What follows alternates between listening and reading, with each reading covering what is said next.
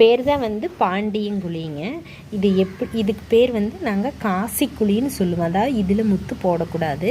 இதில் வந்து இந்த சைடு 3 இந்த சைடு 3 மொத்தம் 12 குழி. அதில் இந்த குழி மொத்தம் வந்து 14 குழி இருக்குங்க. அதில் வந்து இந்த 2 குழியை காசிக்குழின்னு சொல்லுவாங்க. இந்த 2 குழியிலையும் நம்ம ஃபஸ்ட்டு எடுத்துலேயும் இதில் முத்து போடக்கூடாது, இந்த புளிய முத்தை போடக்கூடாது.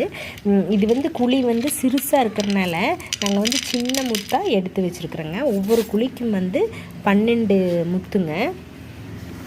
ஒவ்வொரு குழிக்கும் 12 முத்து. இப்போ வந்து நம்ம விளையாடுறதுக்கு ஆரம்பிக்கலாங்க. இது வந்து ஒவ்வொரு முத்தாக போட்டு வரணுங்க. இப்படி போட்டு காசி குழியிலையும் ஒன்று போடணும், போட்டே வரணும். இதோட முடிஞ்சதுன்னா இந்த குழி எடுக்கணும். இந்த குழி எடுத்து இப்படியே இது பண்ணணும். இப்படி களைச்சிக்கிட்டே இருந்தோம்னா இப்போ வந்து எல்லா குழியும் களைச்சாச்சுன்னு வைங்களேன். இப்போ இது வந்து 6 முத்து சேர்ந்துருச்சுன்னா நம்ம வந்து எடுத்துக்கலாம். இப்படி சுற்றி களைச்சி போட்டுகிட்டே இருக்கிறதுல இது 6 முத்து சேர்ந்ததுன்னா இதை வந்து பசுன்னு சொல்லுவோம்.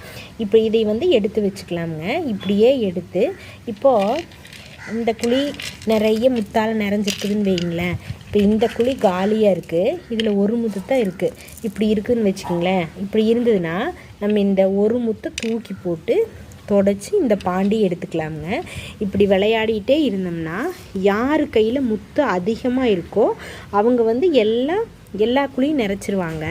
அந்த முத்து வந்து கம்மியாக இருக்கிறவங்க அவங்க வந்து ஒரு குழி இப்போ ஒரு குழி வந்து சேர்த்த முடியாதுன்னு வைங்களேன்.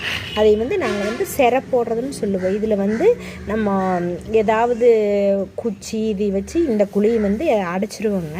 அடுத்து இப்போ அந்த இருக்கிற குழியில் விளையாடணும். இப்படியே 4-5 டைம் விளையாடி கடைசியில் யாருக்கிட்ட முத்து அதிகமாகி குழியெல்லாம் நிறைச்சி அவங்கள அதிகமாக காலி குழியாக இருக்கணும். அவங்களது வந்து இப்போ 2 பேர் ஆடுறாங்கன்னா ஒருத்தருது வந்து காலி குழி வந்து நிறைய பண்ணணும்.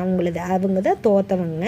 அந்த எல்லா குழியும் நிறைக்கிறவங்க ஒவ்வொரு ஆட்டத்துலேயும் எல்லா குழியும் நிறைச்சிட்டே இருந்தோம்னா அவங்க தான் ஜெயிச்சவங்க.